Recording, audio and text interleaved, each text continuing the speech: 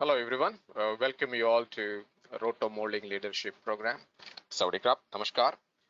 Welcome you all to this special session, episode number 9. This is a conversation with Mr. Martin Coles, a Group CEO of the Matrix Polymers. So it's going to be a great session for all of you to learn, benefit from this session with Martin Coles. Let me quickly introduce about Technobase. This is a program by Technobase. Technobase is based in Thailand, established in 2005, and is recognized as International Resource Center for Polymer Processing Industries. Our business is not just only in the plastics, but also do a lot on all other polymer industries like rubber, polyurethanes, adhesives and coatings. And our main focus has always been professional education. We are focused always on professional education. Then along with that, we host a number of business services such as exhibitions, conferences, etc. I do invite all of you to join the journey of Technobase. If you have any questions, comments, anything that we can assist you, always can reach me with this contact information. Let me quickly give you overview about what are our services for the rotomolding industry. First of all, we have a network. It's not an association, it's just a network of professionals and businesses. And currently there are more than 2,500 members from across the world and around 37 countries. We do have various activities for the rotomolding side, education, leadership, networking, newsletter, marketing and branding, and various business services. Exhibition is one thing. Rotomolding Trade Expo. This is a regional exhibition conference. The objective is to bring the people together and create opportunities. And we have two events this year for the Rotomolding Trade Expo, one in Bangkok this month, and in November we have in Sharjah in Dubai, near Dubai. These are the exhibition, booths structure we have, and we cover all kinds of aspects of the rotomolding industry supply chain and also the products. One of the benefits of being an exhibitor is that you get a lot of promotion for the exhibitors. And one uniqueness of this exhibition is we offer a free space for the rotomolders. If you're a rotomolder, you are an exporter, you want to promote your business, and in this exhibition we offer you free space. Of course, there is a limitations about it. 9 square meter space we offer to you all. And then we also classified section where you can introduce any of the jobs or use it machinery or anything that you have. And it's a free participation. Whether a conference program or the exhibition of free entry. Okay, let me quickly give you some highlights about the upcoming event in March. In this end of this month, 29 to 30 March. With exhibitors we have from the different parts of the world. I'm going to flip through. We have molders, we have machinery, we have mold makers, raw material suppliers from the different parts of the world. I encourage you all to come to visit Bangkok show, during the 29 to 30 March in Bangkok. They still were taking the more exhibitors to come on board. So it's going to be a good event with various supply chain technology suppliers and also the molders. Let me give you a little bit quickly on what kind of conference program is there. We have invited various experts from the technology side and also independent experts to give talks on the latest developments on the rotational molding, and they're contributing various specialized topics. And I'm going to quickly flip through it. Okay, if you are interested, you can always reach out to me. Presentations, topics, various specialized topics relevant to the industry, useful to the industry. So please do join this event in Bangkok during the 29 to 30 March at the Bangkok International Trade and Exhibition Center. That's where we host this event. And then also, along with the conference program, conference is a free to join. Okay, there are more than 20 plus topics, and uniqueness about you have experts from the technology side and also from the industry side. So that's and we have special sessions called Roto Clinic, where you can ask the questions and get answers from the rotomolding specialists also. So we had invited Martin Spencer, Umakant, and Alan Khan. They're going to give you suggestions or advice appropriately based on the questions you have. And we have a Roto night on this first day of the event where you can network with people and in the business people in the rotomolding industry. So I see you all in Bangkok very soon, end of this month. Just giving additional things that we do. We have a rotomolding masterclass. This is a 2-day program developed by the Martin Spencer. This is available in online as well as in person. Which covers almost 10 modules with covering A to Z about rotomolding. It's a very practical session, useful for every operators or engineers or the owners of the rotomolding business. And we can offer this program to your customers or your team members. So please feel to reach out to us. And we have a rotomolding tech talk. This is an online program. We invite experts or specialists on the technology. They give special talks on a regular basis. We plan to have 5 to 10 episodes per year, and you can please do watch and follow our programs. The leadership is one of the uniqueness of the Technobase and rotomolding leadership. This is like a mini MBA class for the rotomolding industry. We invite business leaders, entrepreneurs, well-known people. They talk about their journey, challenges, accomplishment, and lessons learned. So today this session is all about that. Okay. So some other people we hosted in the past. We are introducing the business directory, rotomolding business directory, where you can introduce your company as an advertisement, as suppliers or molders, and also you can contribute to commercial articles, and also you have innovative products out there.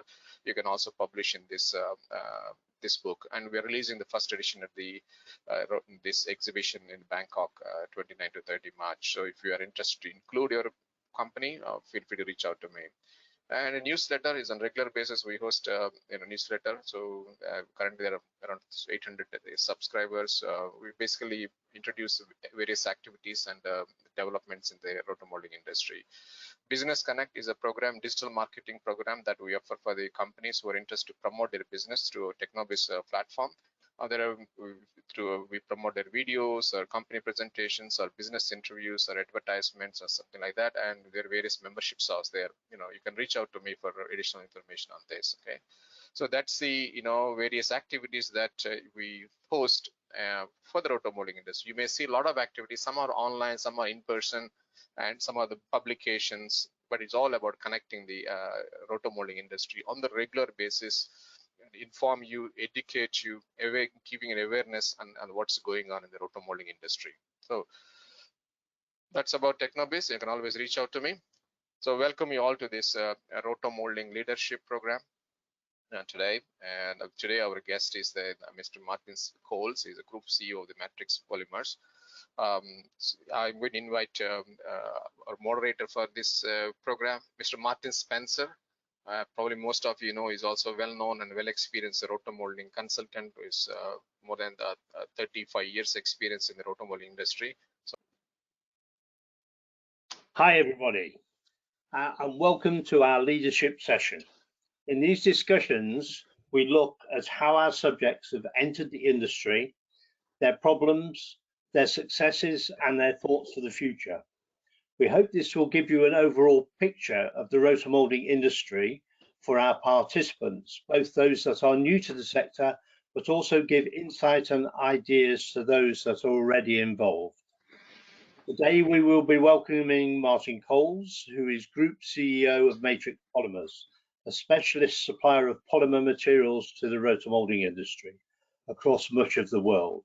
First, we'll watch a short video about Matrix Polymers.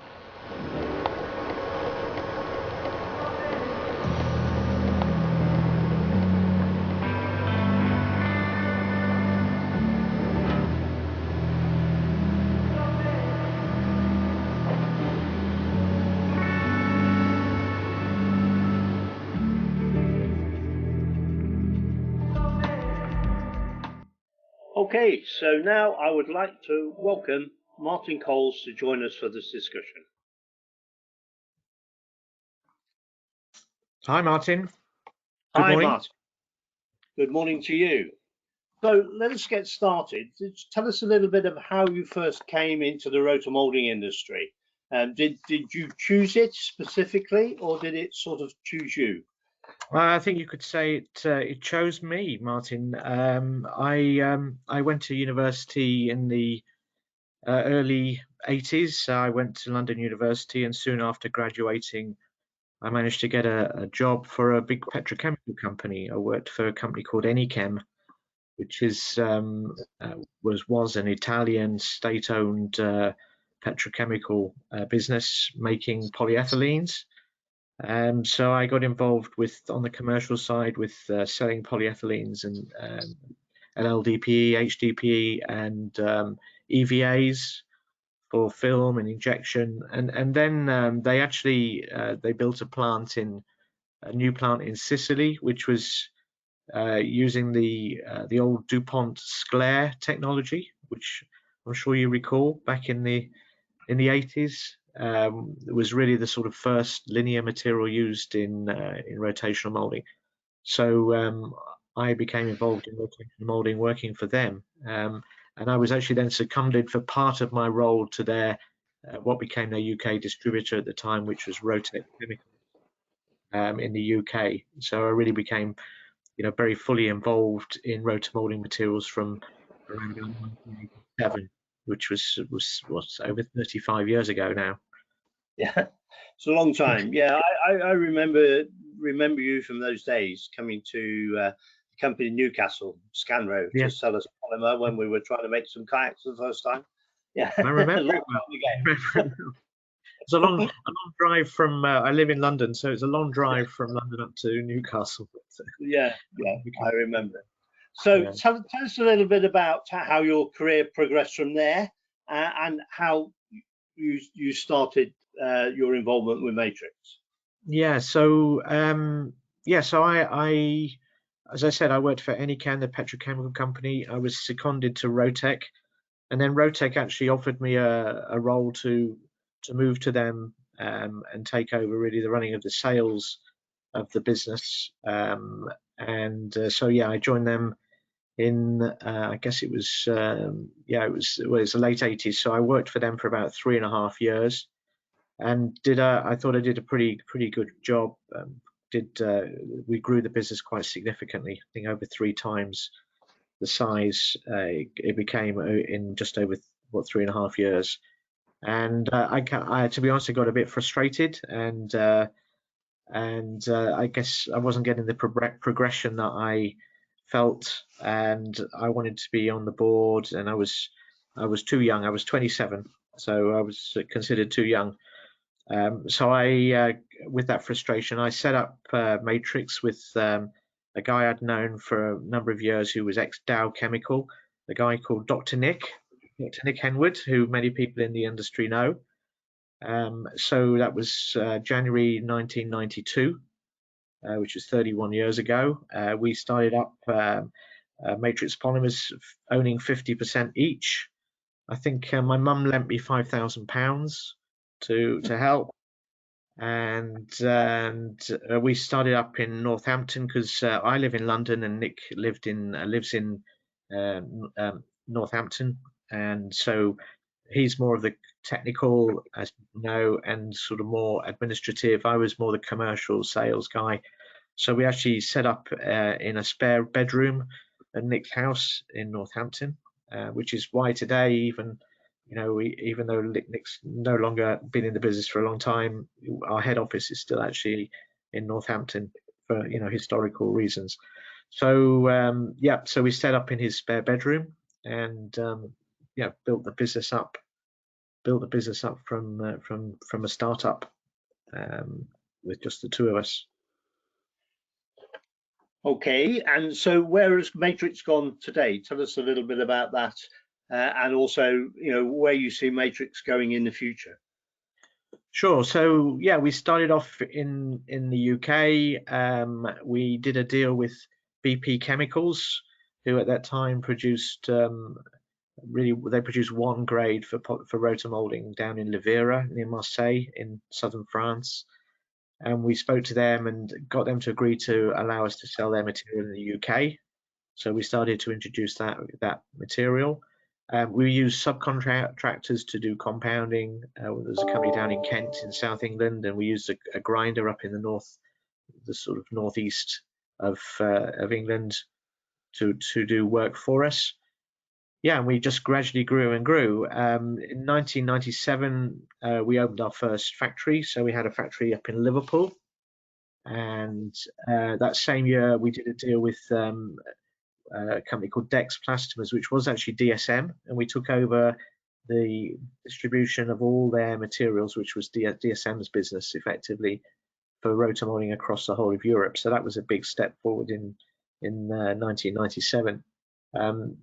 So we then became really a pan-European business, started to recruit a whole team across Europe, and we developed more and more different grades. We did a lot of bespoke material.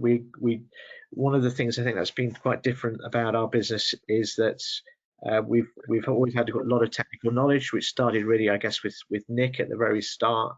But as a business, we've always been very focused on understanding the polymer and how to make the polymer suitable for rotational molding. Typically in the past, a lot of petrochemical companies have been very focused on the big volume markets like film, injection molding, blow molding, and have tended to have a poor understanding of the characteristics of rotomolding with very long cycle times, with an oxygen-rich environment, the air inside the mold. So it's actually quite aggressive as a process on the material. So we've done a lot of development over the years trying to understand, particularly additives and how they interact with the process, so that we can develop materials which have long processing windows, wide processing windows, and are forgiving to the rotomolder. So we did that right from the start. So we did a lot of specification work with petrochemical companies to get them to make materials for us that are good for rotational molding.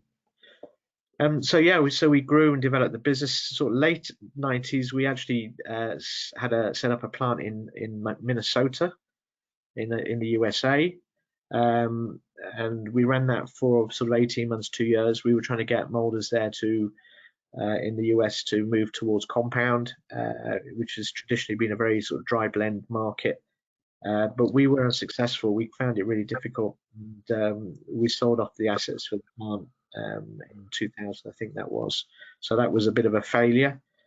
But we continued to grow in Europe. In 2005, we built our Polish plant. So that was our first plant on the continent of Europe, our Poland plant, which is still there today and is very successful.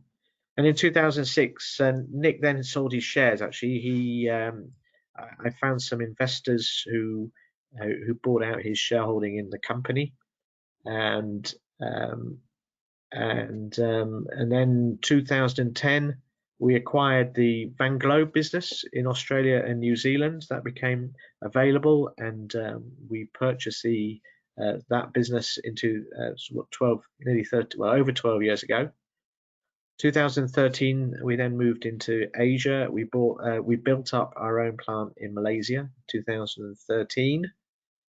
2018, I then bought out those investors that bought Nick's shares, and so 2018, I owned 100% of the business. And then 2019, PTT Global Chemical, or GC, as they're really now known, which is a massive Thai petrochemical company. They acquired 49% of the shares from me, and so today I own 51% of we have a group structure called Revolve Group, and that owns all the subsidiary companies around the world of Matrix Polymers. So GC acquired 49% and I own 51%. And GC is, as I said, a big petrochemical company, produce nearly 2 million tons a year of polyethylene, and their vision is to be leaders in rotomolding material and want to supply and produce a lot more materials for polyethylenes for rotational molding. So they saw us as experts in this area, and that's why they have invested in us, and that's why we're working very closely together to help grow the market, but also clearly to increase our position in the business. So we're developing new grades with them, and actually we've just opened what is now our 6th compounding and grinding factory in the Rayong region of Thailand, which is very close to GC's polyethylene facilities. We're 9 kilometers from the excuse me, 9 kilometers from the LLDP plants that make our materials. So logistically, we're in a very nice position.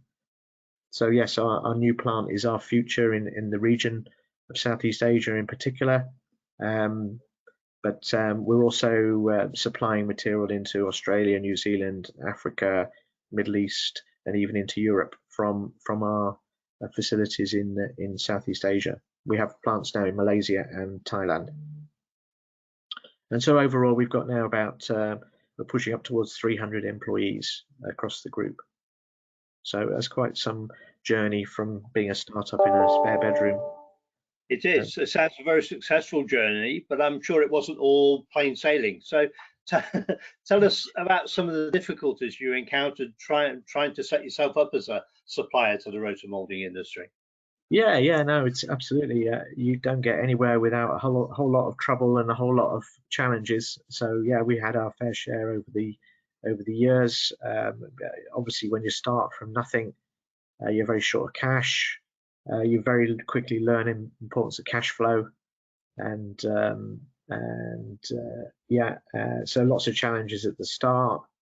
I mean, right at the very beginning, I mean, Nick was I described he was at the home office when we started, and I had bags of different grades of powder in my garage at home, and I would travel around the country, the UK, with bags of powder, actually going on machines with customers, proving our material worked, actually getting the business off the ground. So it was all very, very hands-on, very long days and late nights.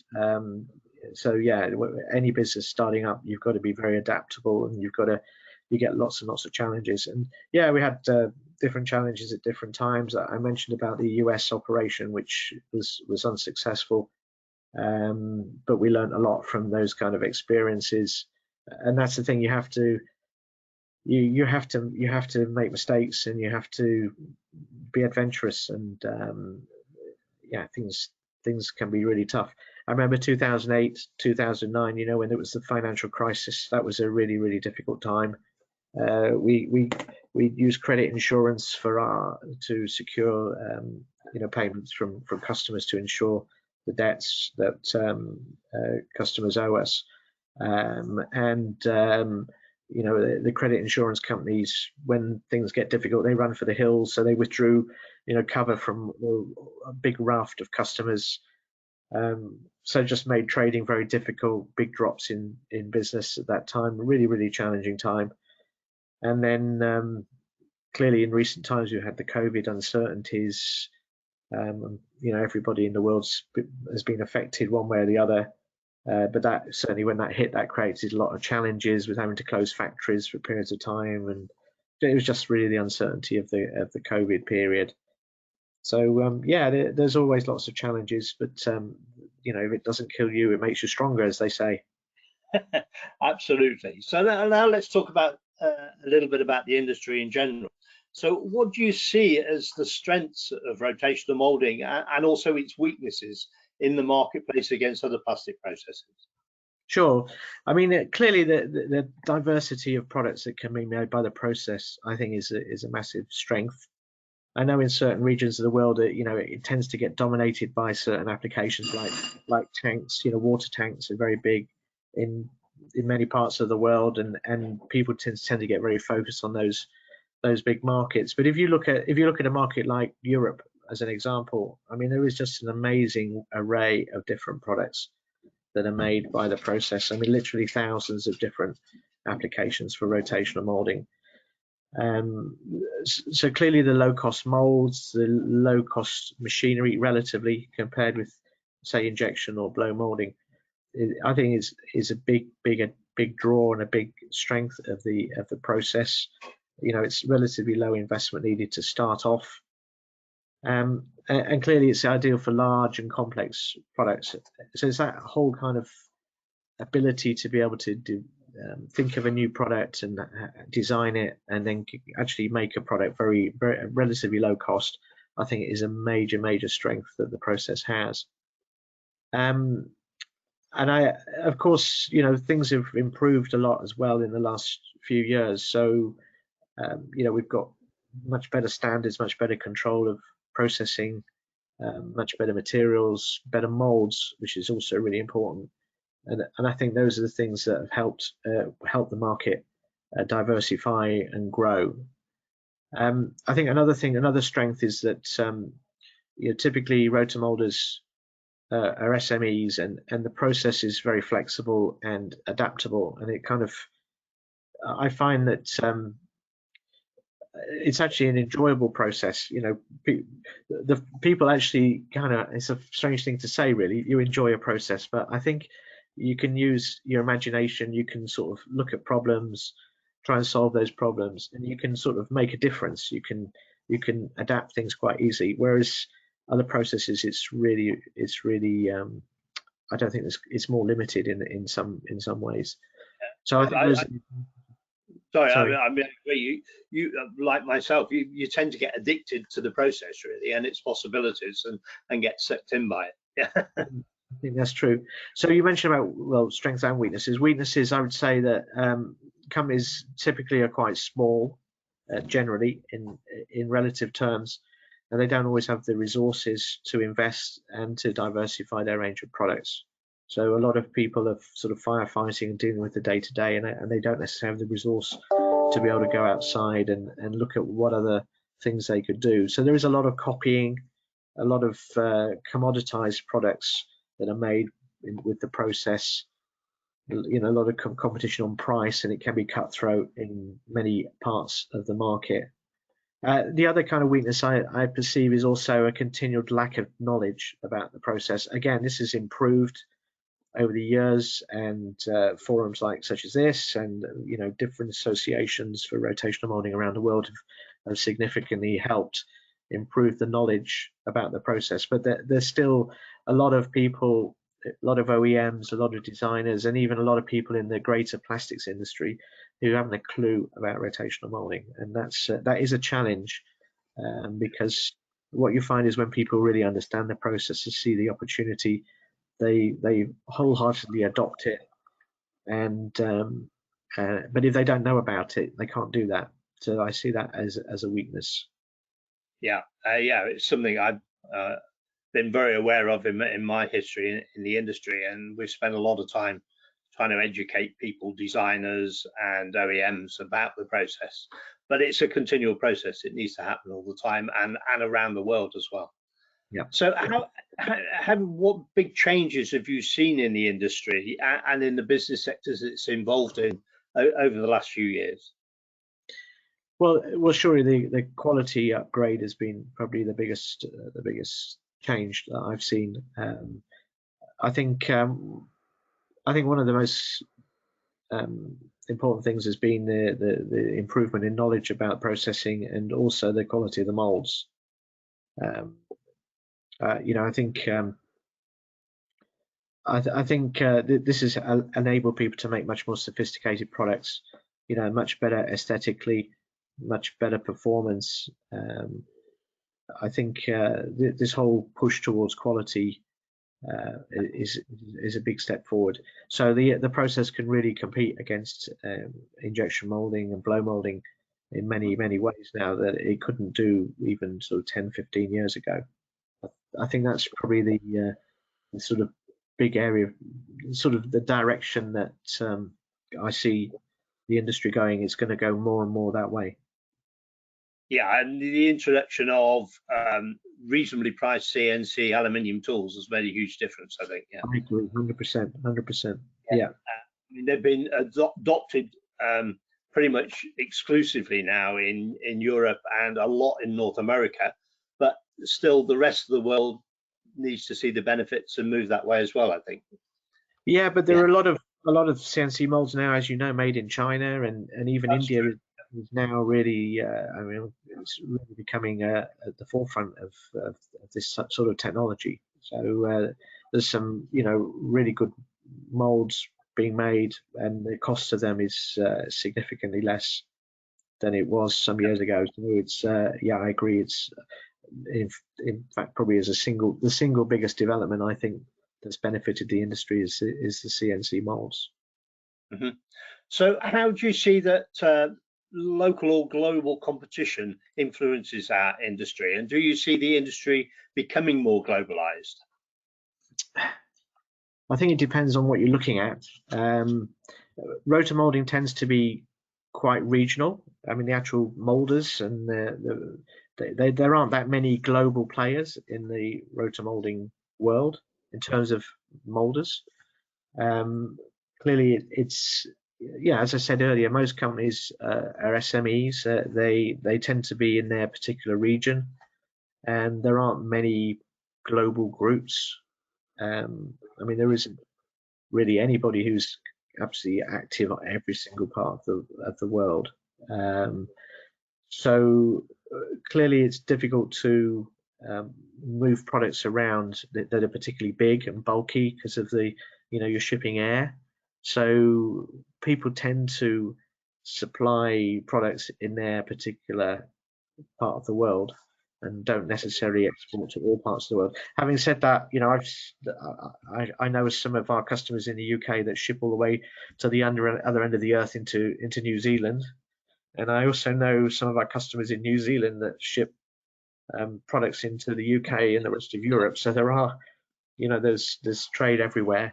But just generally speaking, particularly if you're making big tanks, for example, it really does restrict what you can do in terms of the geography of where you can sell.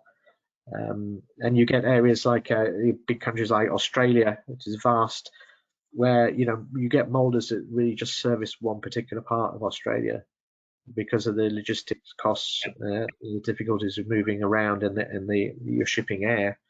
So there are some molders that just focus on one particular region of that one country. So yeah, companies do tend to remain regional and not be so global. But I see a big potential actually for companies to partner because if you're in the UK and you're talking to someone in Australia, you're not really likely to be competing with them. So there are big opportunities for molders to get together and to share ideas, share new designs or new products, and do some licensing and exchange of technology. And there's something we've actually tried to encourage, and there are some really good examples of where that's worked very well. So it's, you're not really a threat to one another if you're in a different part of the world, but why not help each other? Why not, if you've got some technology, why not see if you can license that, work with someone else? And if you're interested in a new area that you've not got expertise in, then why not to go to someone who's already done the hard yards and learnt about a particular, done all the development work. I mean, there's lots of examples. Molders in India, as you know, Martin, that have licensed technology from people in Europe to make unmanned tanks, for example. So there's lots of opportunity like that, and I think that molders should really consider that as a big opportunity for the industry. Yeah, I agree, and it's something I promote all the time. It's an awful lot easier to cooperate with someone than make all the mistakes and learn the market and all the market details yourself. You're probably saving yourself a couple of years and a lot of money if you cooperate on products in certain areas, that's for certain. So we've already talked about molds. Do you think that there is another innovation or particular piece of equipment that's made a great impact on the industry in the last 10 years or so? Well, I guess there's lots of different things. I mean, if I had to choose one thing, I would say the CNC molds has been the biggest innovation, the biggest impact on the industry. But I mean, clearly over the years, the fact that we've we're now doing much more measurement of temperature inside the mold. Measuring the peak internal air temperature, having that kind of measurement is significant.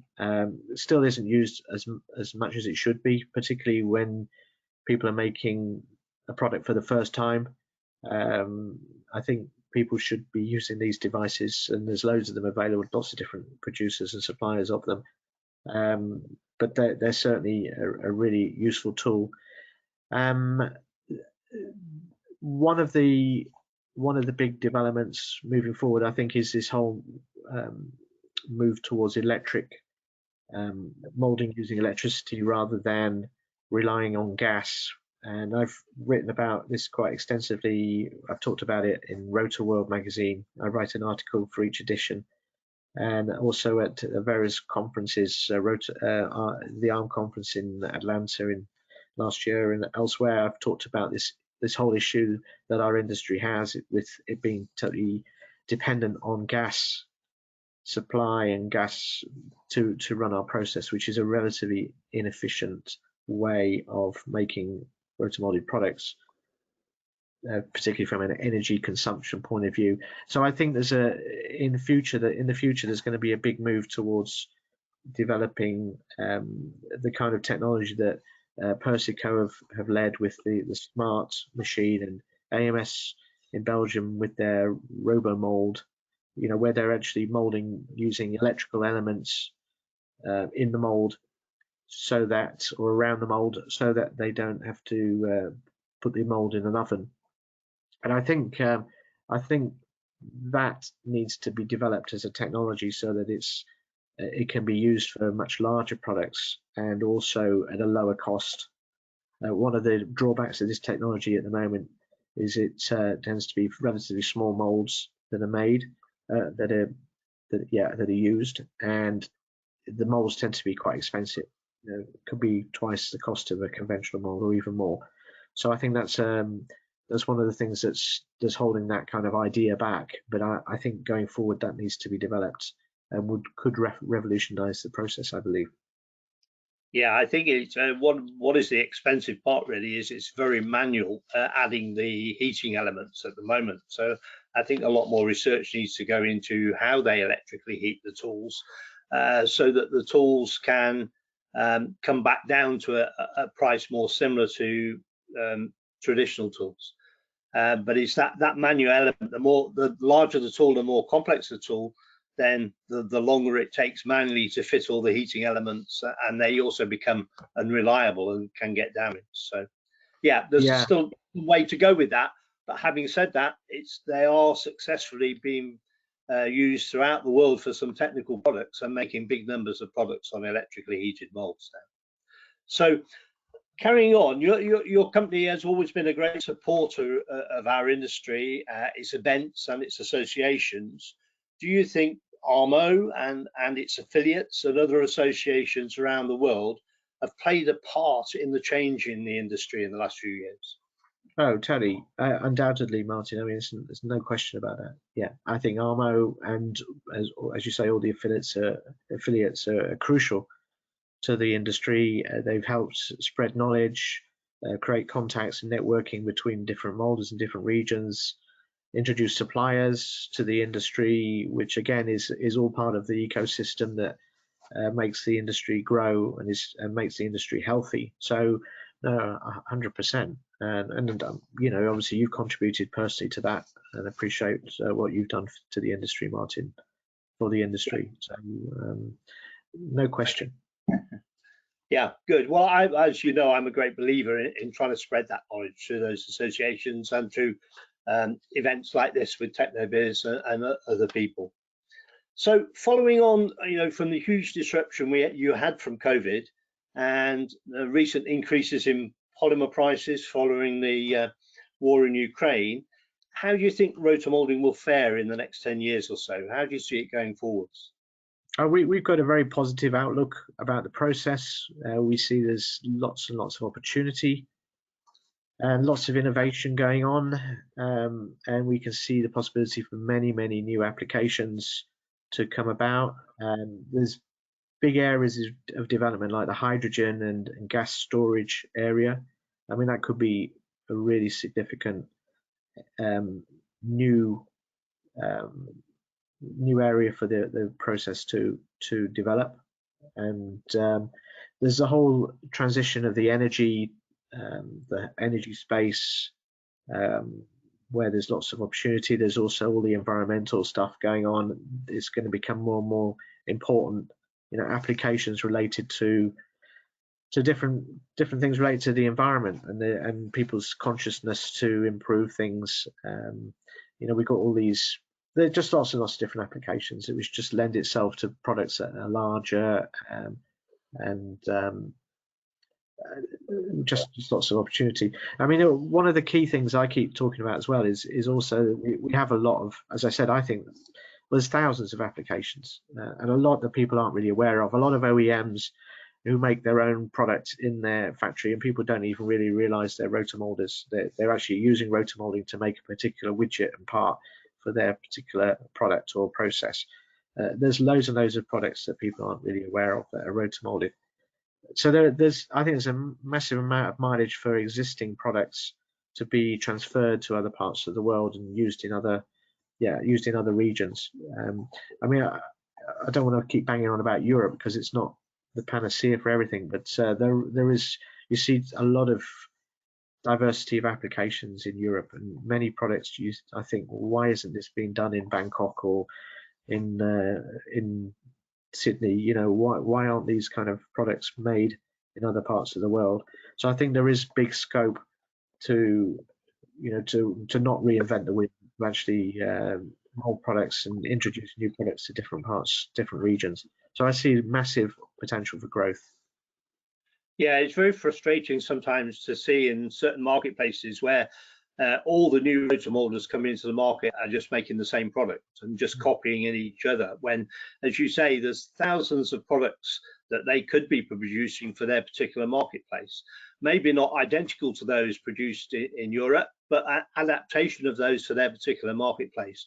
And it would give them a much easier a route with their business and probably more profit, because the water tank market just becomes a pricing market if you're not careful.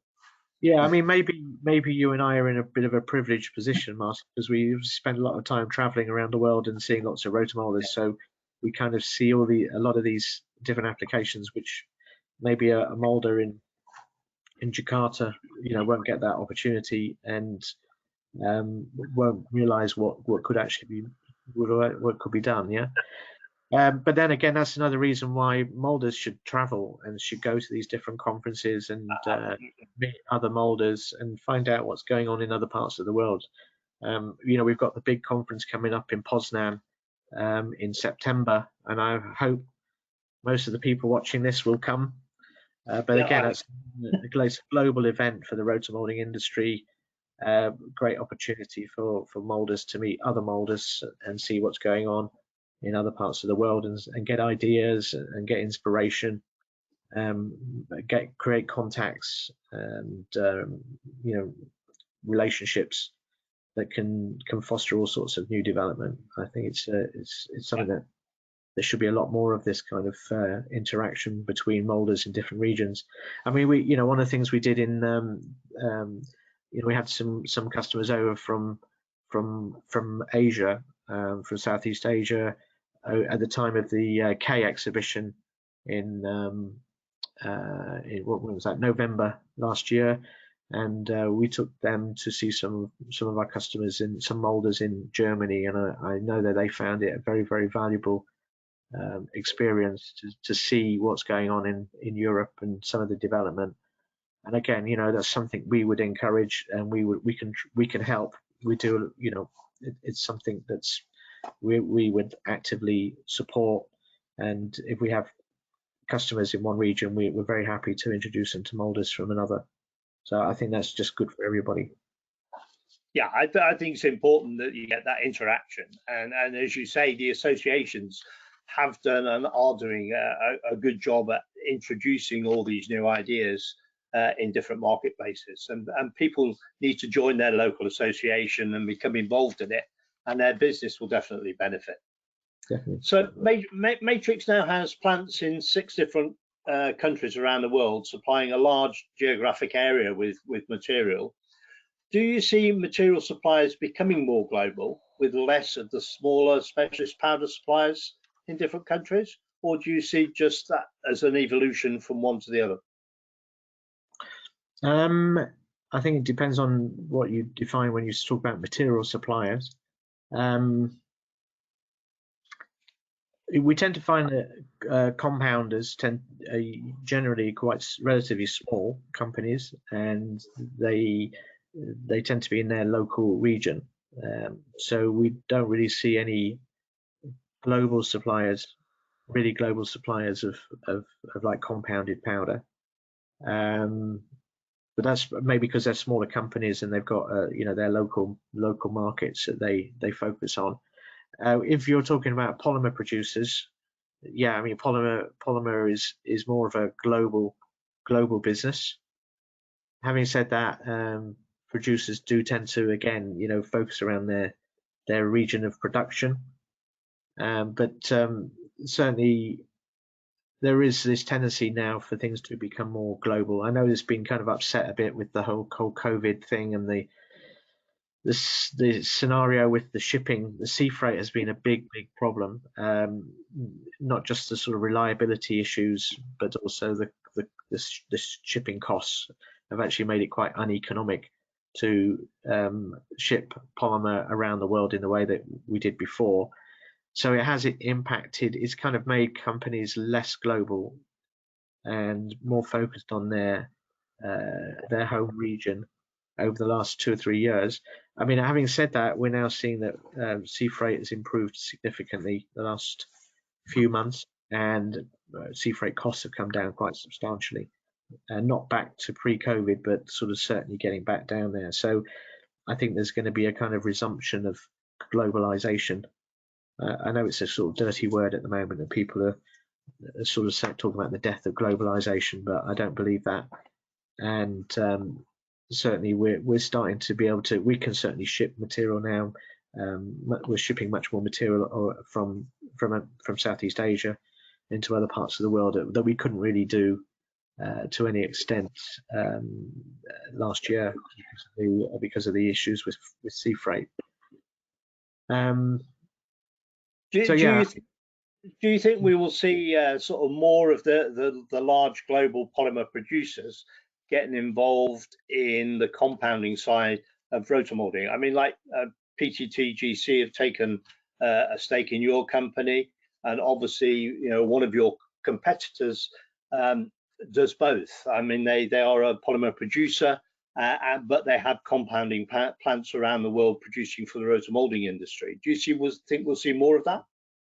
Well, I don't think it'll be less, because as you said, there's kind of two of us doing it, yep, if you want to put it that way.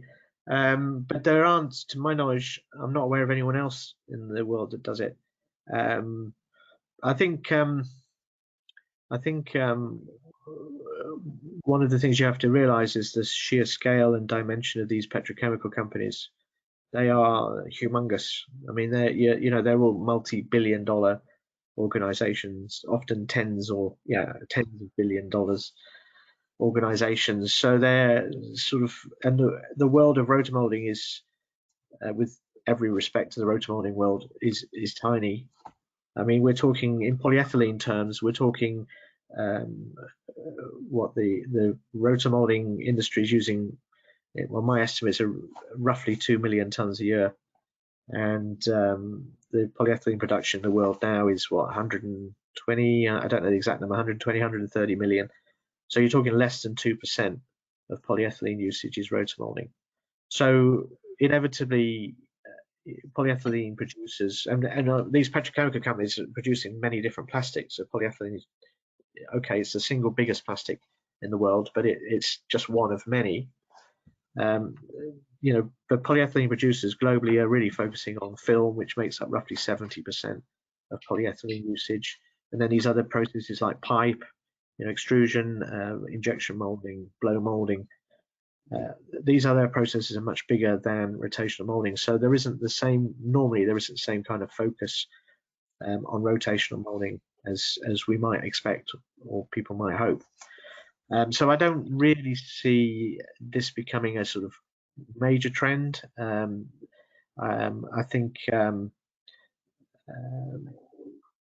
I think as you were hinting, SCG started to do this many years ago. I think that was it was a visionary thing that I think Kunchalanat, who was the president at that time, thought of and pushed through, and I think they've been very successful with that. Clearly, we've now got our joint ventures, you might call it, with PTT GC.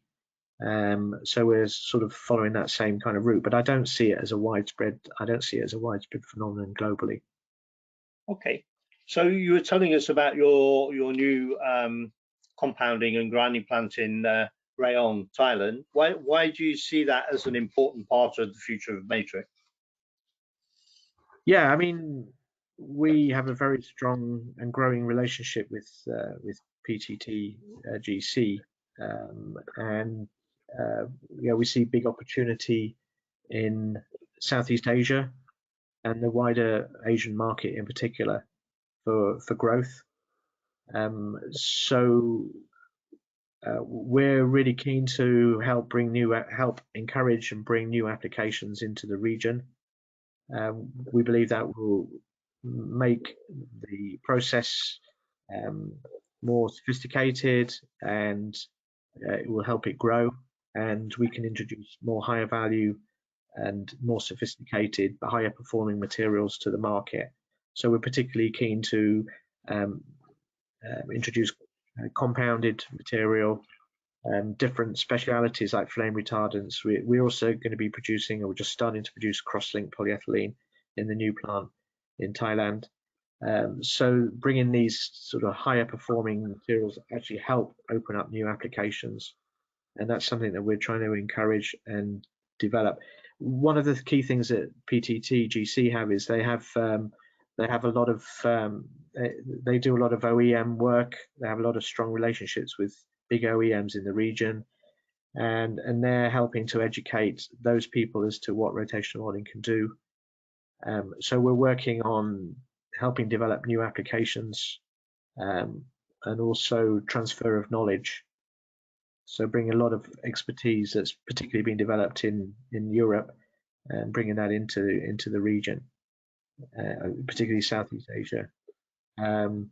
So yeah, I mean, our focus at the moment really is on that market. That's our biggest focus as a group. We've made quite a significant investment in the new factory, and as I said, it's very close. It's 9 kilometers from the LLDPE plants making our base material that the GC are making. So yeah, we see it as a really big opportunity. It's good. So coming back to you personally, what do you consider to be your greatest achievement in your RotoMoulding career?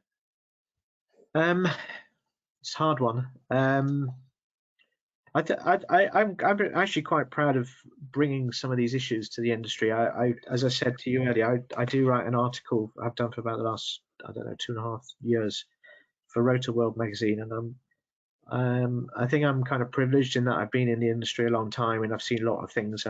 I do a lot of traveling, and it kind of gives me maybe a different perspective. I can maybe get more of an overview than a lot of people. So I kind of, I mean, I've introduced this whole kind of, I've raised some issues which I think are really important, like the one I mentioned before about the industry's dependency on gas, yeah, and our need to move away from that dependency. I think that's really crucial. I've also raised the concerns about this whole world of recycling and the fact that we're going to need to get much more serious about that, and that we've got no clear definition of what we mean. You know, someone wants a recycled product, or a molder is selling a product saying it's made out of recycled material. What does that mean? You know, are they saying recycled material is some offcuts that they've got, or some reject moldings that they've just regranulated and maybe recompounded and reground and then remolded? Is that really recycled? If I was a person on the street, I would think a recycling is a product that's lived its life and then it's been reused. So there's big questions around the definition. You know, what percentage of recycle needs to go into a material to call it that? There's lots of questions like that that need answering. And as an industry, we've really got to get ourselves sorted and create some kind of. I think we need to create some kind of standards almost that we adopt globally. So I guess one of my achievements, I think, is hopefully I'm trying to provide maybe a bit of leadership just to try and raise some of these issues for us to discuss as an industry, because I think it's really important going forwards. Yeah, I think you're right. I think it's important that we think about that and where the industry is heading for the future. So it's important to bring these things to light. So have you got any particular advice to entrepreneurs that are thinking of entering the rotomolding industry as to markets perhaps they should be looking at and how they should be going about it? Well, I think if you were coming into the industry, that I assume you're talking about as a molder, yeah. Yeah. I mean, I think you should speak to other molders. I think you should, as we said before, you should go to conferences, attend as many as you can. Speak to other molders, speak to designers, speak to suppliers, because obviously suppliers know a lot about the industry, or a lot of suppliers do.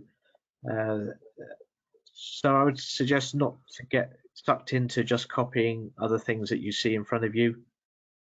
Focus on innovation and doing things differently, and really concentrate on getting the design right. I mean, it's absolutely crucial to any product, and you know better than I do, Martin, how getting the design right from the start is absolutely crucial. Quality of molds, again, it's worth spending that extra bit to get a better quality mold, because once you've got a rubbish mold, you're not going to suddenly make a fantastic product. So molds are absolutely fundamental. And of course, you need to use the right material. As a material supplier, I would say that, wouldn't I? But again, I know it's obvious really, but if you use pretty rubbish material, you're not going to get a great product. So I think that's something that people should really focus on a lot more. Okay, so looking back on your career in rotomolding, have you got any fond memories or any particular memories that come to mind? Yeah, I remember I was down in Auckland in New Zealand, and it was I'd got down there. I'd flown from the UK all the way around the world to Auckland in New Zealand, and there was just by chance it was the weekend, and there was the Auckland boat show, and I thought, oh, it's Sunday afternoon, I'll wander around, and I found actually one of our customers there with a rotomolded like speedboat, like 7 or 8 meter length speedboat, and Garth Galloway, the owner of the business, was there, and I was there with my wife Palmyra, and he said, "Oh well, let's go for a trip around the harbour." So he then took us out on the speedboat, the rotomolded, made out of our material, 3-layer molding, the skin, polyethylene foam, and inner skin. And so he took us out. A beautiful day, and it just kind of was.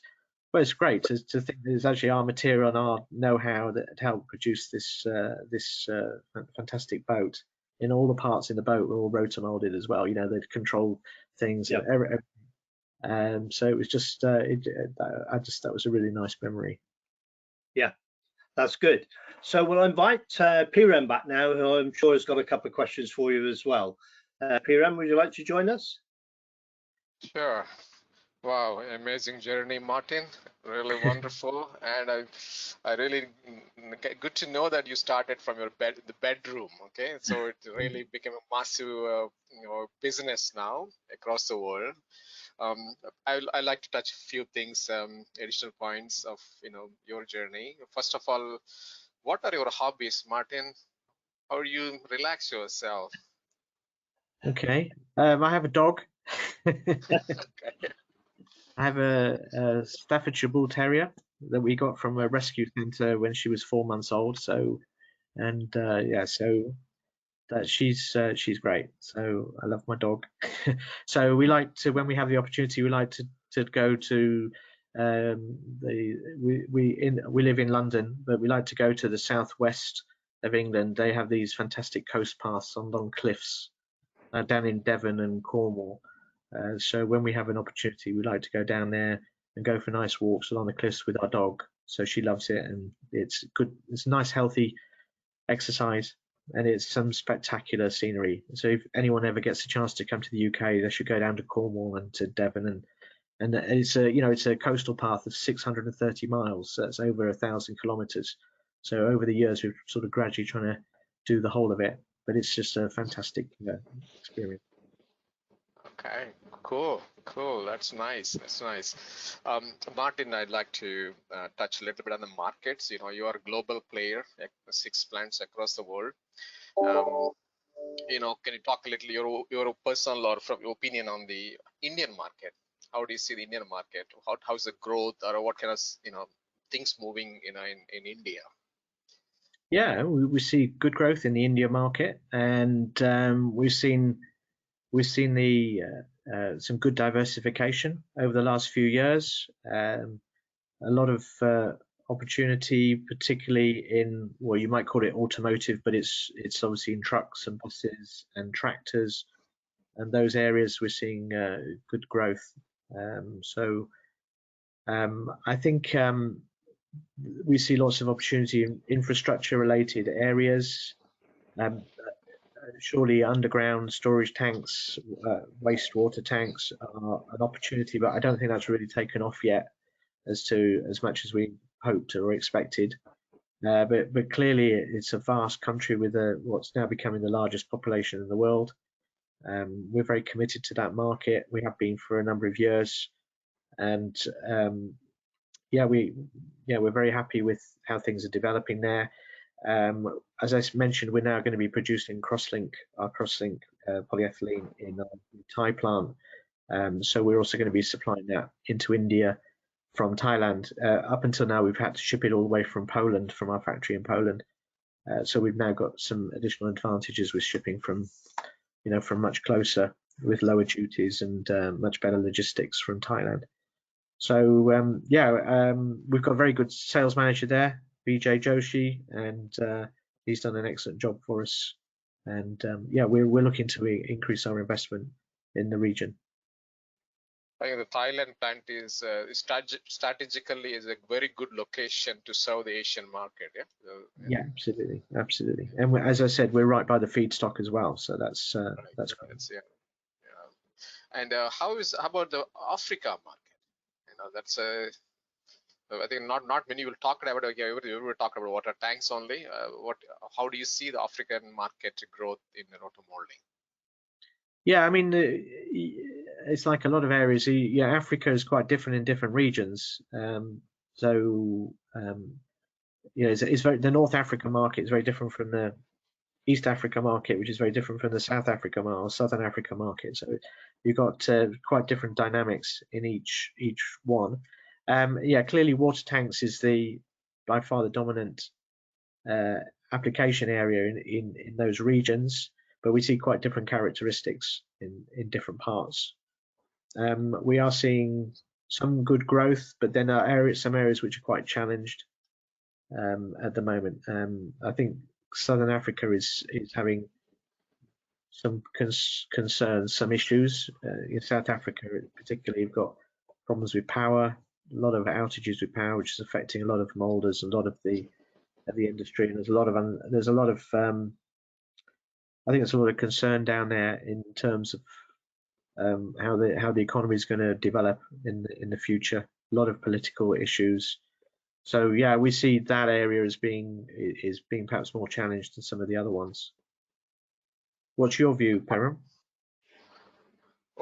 I think the similar line of viewers. It's as you see, a lot of political issues, that is also impeding the kind of obstructing the growth. There's a huge potential there.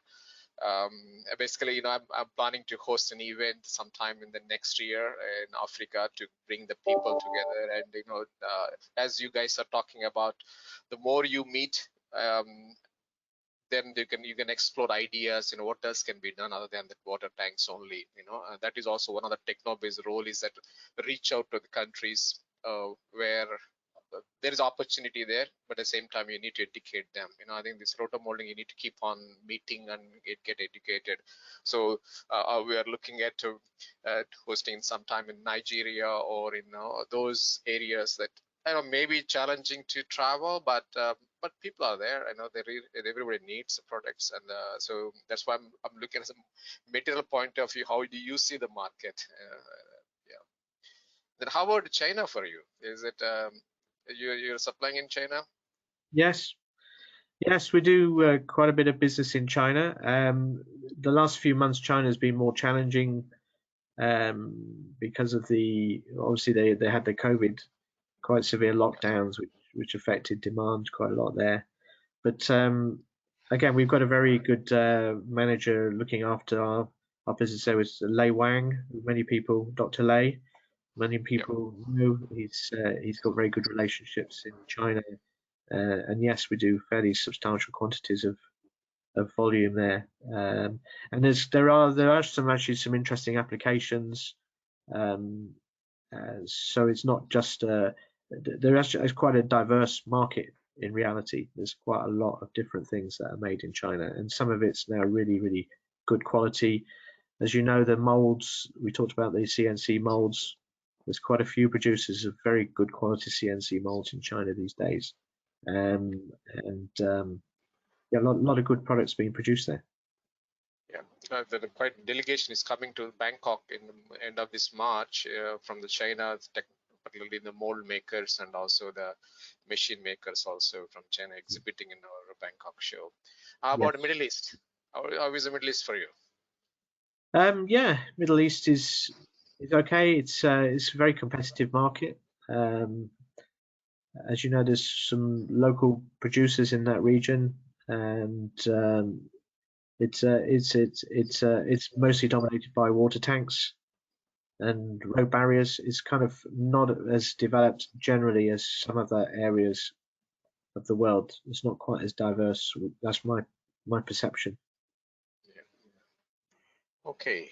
So I just want to get to a little bit grip on what's for your point of view, the markets wise, how the markets, which market is a strong market for you for the matrix?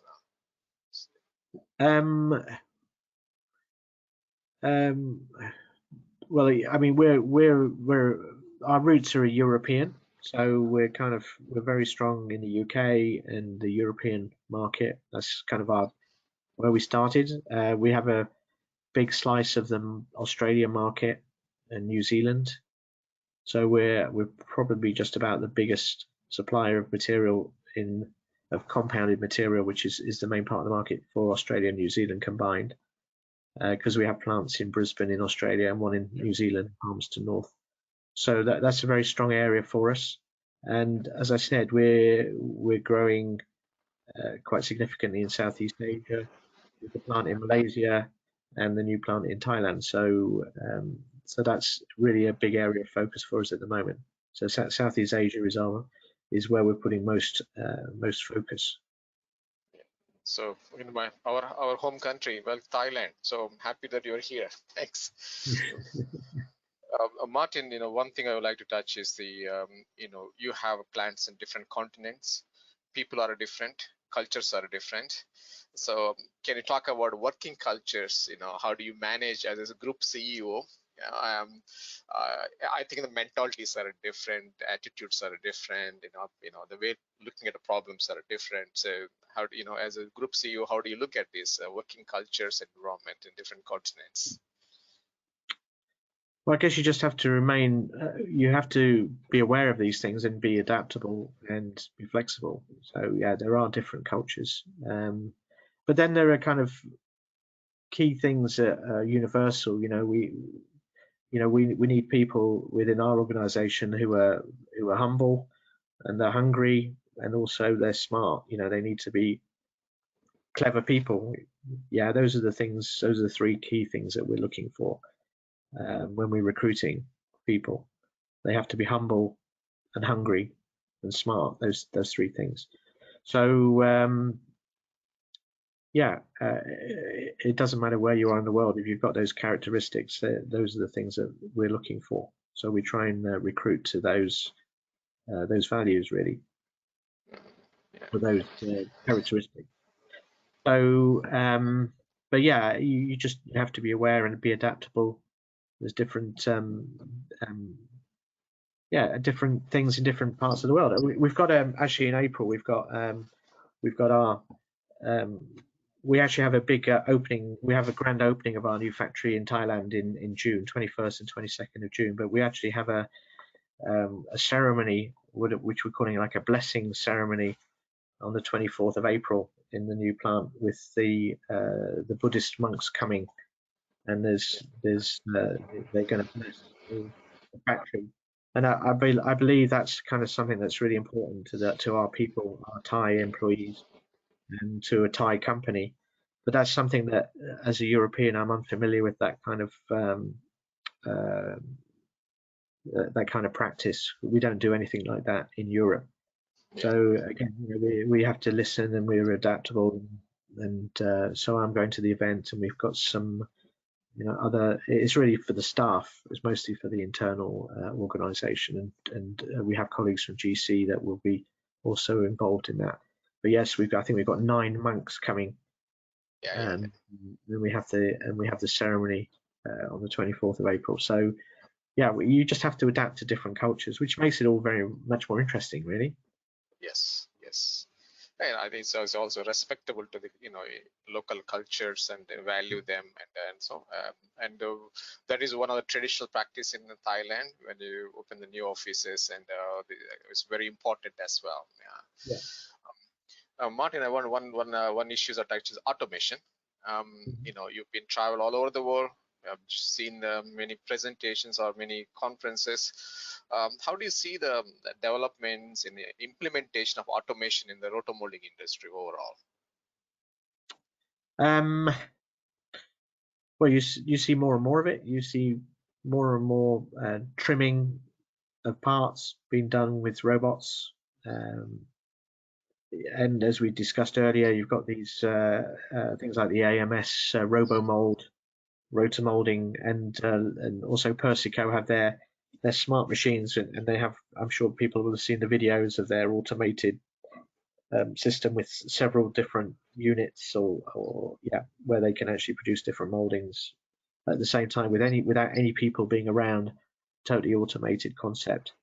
I mean, clearly there's those areas are going to grow. They're going to become bigger. I don't know how big they're going to be in terms of the overall global scale of rotomolding. I think as a proportion at the moment, it's still fairly limited, but certainly it's going to grow. I think, I guess it's going to be different in different parts of the world. You've got different pressures in Europe than you'd have, say, in India, where labour costs are very, very different, and availability of labour is very different. In Europe, we have big problems with shortage of good people, and not as many people want to really work in manufacturing, and even less so in plastics, because plastics is seen as a bad thing for a lot of people. So I can see more and more demand for automation to reduce manpower. And something that we're also doing in terms of our organisation, we're having to do all sorts of things to reduce physical lifting of bags. So we have machinery now for vacuum lifters to help us move bags around, so people don't get the stress and the strain from those kind of physical activities as much as before. So I see all these things increasing. I don't kind of expect the whole industry to suddenly convert to everything being robotized. I just don't see that in the next 20 years. It's just going to be more in these sort of higher cost areas where they have big labor shortages, and where you can justify that kind of investment. I think one of the other things as well is rotomolding. A lot of rotomolding is very the people are making lots of different products, and one of the big benefits of the process is the flexibility. And it's more complex something is, the more difficult it is to automate. I don't know whether Martin's got any views on that. Yeah, I agree. But having said that, the more technical the product, then probably the bigger the drivers are to automate it, to take out some of that human element that cause the reject parts and problems with the parts. So yeah, at the moment, I think the automation is in two main areas, and it was very big in things like flower plots, which are very price sensitive, and they need to produce thousands and thousands of them. But even more so in more technical products, such as the gas cylinder liners and things like that, where the actual processing and the incorporation of the bosses and things is absolutely critical. Then I think electrically heated, automated machines are going to be the way forward for that. I think it's going to be very difficult for people to compete in that market with traditional machines. Yeah, and I think going back to that, what I said earlier about the cost of that technology, I think if we can get the costs as an industry, if we can get the cost down of that kind of kit, then that will move the needle. I think one of the problems at the moment is the cost. So if we can reduce the cost of automation, then that's going to significantly affect the demand. I think that will happen. I mean, if we look, as we were saying, with CNC tools, 10, 15 years ago, CNC tools were possible, but were so expensive, very, very few people used them. But then the popularity grew, then the price came down. And I'm sure the same will be true with the electrically heated tools and the technology behind that and the automation. But it still needs a lot of research. The idea has been around for probably 30, 40 years, but people have only been doing it successfully in the last 10 years or so. So we've got a way to go yet with the R&D, I think. Yeah, wouldn't it be good if we could adapt existing molds and make them electrically heated? Well, that is possible. I mean, I have seen one or two examples of that. But again, it depends on the complexity of the tool. Sometimes it can actually be cheaper to make a new tool than adapt an old tool. But certainly one or two of the companies in China have been doing that and adding electrically heating elements to existing tools. And Persico have certainly done a little bit of that as well. Although, as I say, it's only economic in certain circumstances. Sometimes it's much better to actually make a new tool from scratch and more economic to do so. Great, fantastic. As part of this episode, we ask our invited guests to give some recommended best practices for the RotoMoulder. Martin, would you like to share, based on your experience, good practices that molders should follow, implement, in their own factories, please? Okay. Well, I've kind of covered a lot of these things before. You asked me this question before, so I've kind of prepared a list of 10 things. I've mentioned before, good design, absolutely crucial. I don't think there's any debate about that. Excellent molds, don't skimp, don't try and save every penny on the molds. You need to make sure they're excellent quality as well as design. Measuring and monitoring the internal temperature for good processing, and that's especially important when you've got a new product or a new mold. It's really important to measure the internal air temperature, look at the peak internal air temperature for the material. Use the best material, and I think you need to work with your material supplier to determine the right material for the application. I think all too often people are focused on, they use one material, makes their life easier, and but they're making lots of different types of products out of one type of grade. And I liken it to playing golf with one golf club. You have different applications, and different materials with different specifications are better for different products. So, you have a set of golf clubs, you should use them. You should use the putter, you should use the driver, the chipper, all the things. So I think that's important. I also believe that people should be really focused on using compounded materials rather than trying to dry blend. I think a lot of the time people often think of dry blend as being lower cost, but they have so many other issues that are created with that and it's often actually much more cost effective using compound. With compound, you get much better physical properties, better aesthetic product properties. The product looks much nicer, a much more deep color, a much richer, better look, and you get much better consistency batch to batch and molding to molding. So if you're looking for quality, it's something that people should really focus on. You also don't get things with molding problems with staining of molds and things like that you get with pigment buildup when you dry blend. Powder quality, again, is absolutely crucial, and there's too much poor quality powder out there in the world, and it really affects the performance and the moldability of the material and the product that you're making.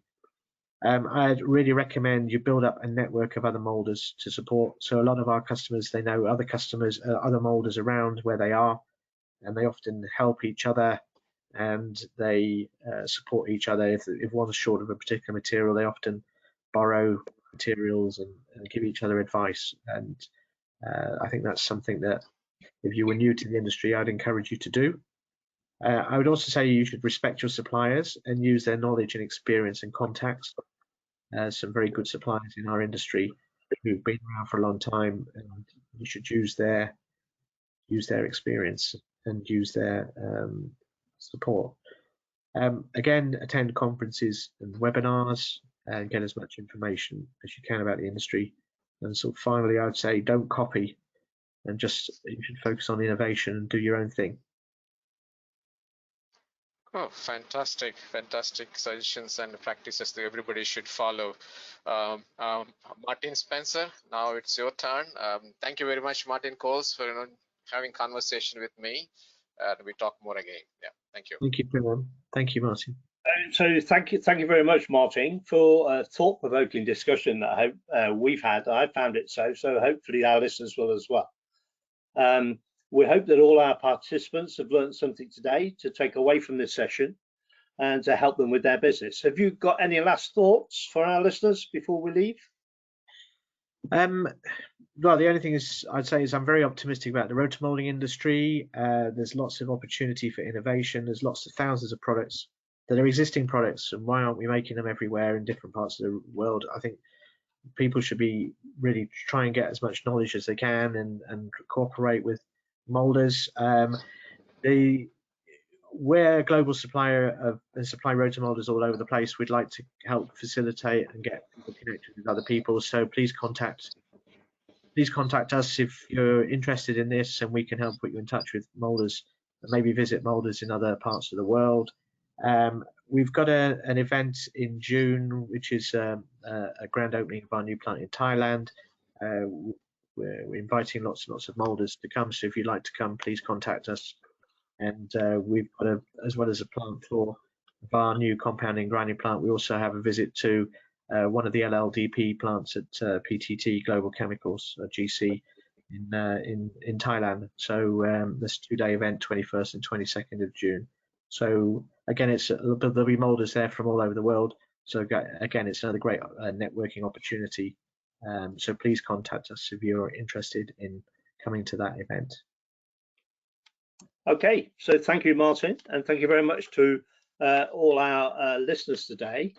I would say ask them to look out for our up-and-coming leadership sessions with industry leaders. The next one will be happening in April, and I look forward to speaking with you then, or perhaps meeting you in person at the TechnoBiz Trade Expo in Bangkok on the 29th and 30th of March.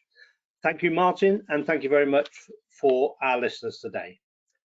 Thank you. Goodbye. Bye-bye. Thank you. Thank you, Martin. Thank you very much for being part of this session today. Appreciate the time. Thank you. Thank you.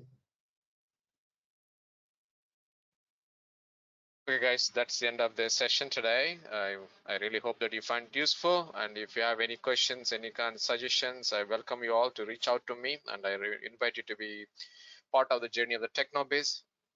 And I see you in the next episode of the RotoMoulding Leadership. And this session is also available on YouTube TechnoBiz channel. Please do follow, and I'll be uploading this one very shortly. Not only this leadership, but many other leadership sessions are already there on YouTube channel on the TechnoBiz. So feel free to check it out. Thank you all.